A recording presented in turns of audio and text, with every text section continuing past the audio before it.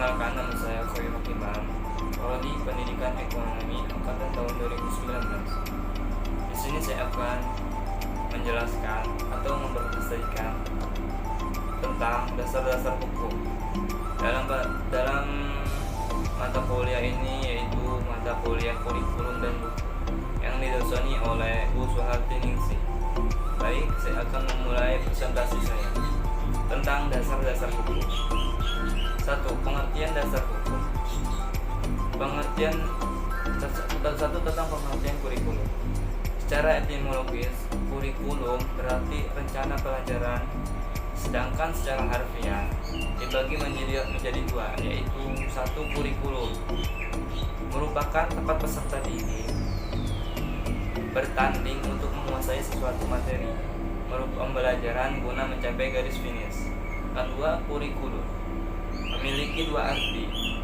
Pertama, berkaitan dengan surir atau kurir harus menempuh suatu perjalanan untuk mencapai tujuan. Kedua, diartikan sebagai jarak yang harus ditempuh. Yang kedua, kaitan kurikulum dengan pelajaran. 1. Model dualistis.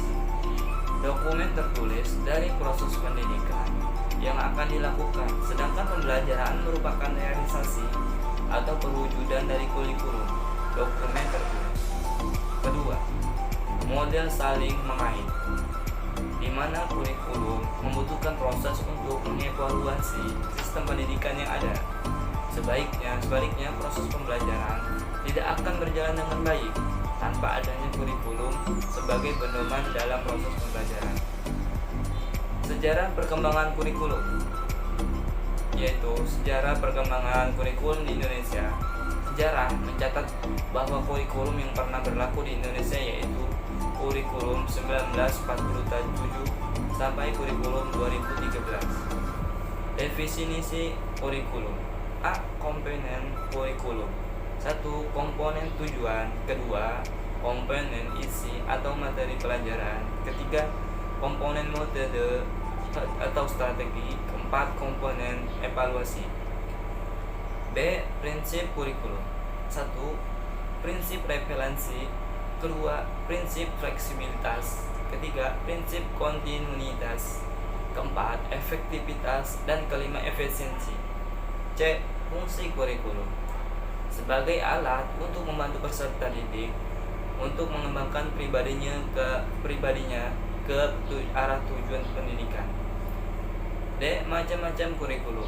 1. Kurikulum ideal. Ialah kurikulum yang berisi sesuatu yang ideal. Kedua, kurikulum aktual, yaitu kurikulum yang dilaksanakan dalam proses pengajaran dan pembelajaran. Ketiga, kurikulum tersembunyi. Segala sesuatu yang terjadi pada saat pelaksanaan kurikulum ideal menjadi kurikulum faktual. Adapun macam-macam konsep kurikulum, yaitu A. 1. Kurikulum subjek akademis. Kurikulum ini lebih mengutamakan isi pendidikan. Ada 3 pendekatan dalam perkembangan kurikulum subjek akademis. 1. Melanjutkan pendekatan struktur pengetahuan. Kedua, studi yang bersifat integratif. Ketiga, pendekatan yang dilaksanakan pada sekolah fundamentalis. B. Kurikulum humanistik. Kurikulum ini berdasarkan konsep aliran pendidikan pribadi. Aliran ini lebih memberikan tempat utama pada siswa, yaitu komponen kurikulum. A. Komponen kurikulum, yaitu 1. Komponen tujuan. Kedua, komponen isi dan struktur program atau materi. Ketiga, komponen media atau sarana prasarana. Keempat, komponen strategi belajar dan mengajar. Kelima, komponen proses belajar. Keenam, komponen evaluasi atau penilaian. Penyusunan kurikulum dan pihak terlibat dalam penyusunan kurikulum. 1. Penyusunan kurikulum. Penyusunan kurikulum adalah perencanaan kesempatan belajar yang dimaksud untuk membawa siswa ke arah perubahan-perubahan yang diharapkan dengan proses siklus yang tidak pernah berakhir. B. Prinsip dasar penyusunan kurikulum. 1. Prinsip referensi. Kedua, prinsip fleksibilitas. Ketiga, prinsip kontinuitas. Adapun perkembangan kurikulum di Indonesia yaitu satu, kurikulum sebelum kemerdekaan. Satu, zaman pengaruh Hindu-Buddha. Kedua, zaman perkembangan permulaan Islam. Ketiga, zaman pengaruh Portugis. Keempat, zaman pengaruh Belanda. Kelima, zaman pengaruh Jepang. B. Kurikulum awal kemerdekaan atau masa Orde Lama. 1. Kurikulum 1947, yaitu kurikulum yang lahir pada setelah Indonesia merdeka, disebut rencana pembelajaran. Kedua, kurikulum 1952.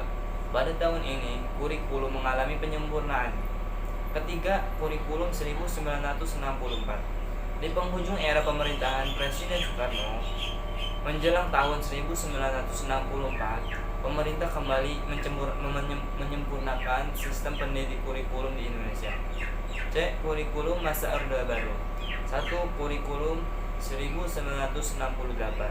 Kurikulum ini sebagai perubahan dari kurikulum 1964. Kedua, kurikulum 1975 sampai 1976.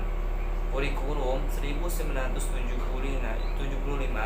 untuk SD atau SMA dan SMA, sedangkan kurikulum 1976 untuk sekolah keguruan yaitu SPG dan sekolah menengah kejuruan STM SMEA.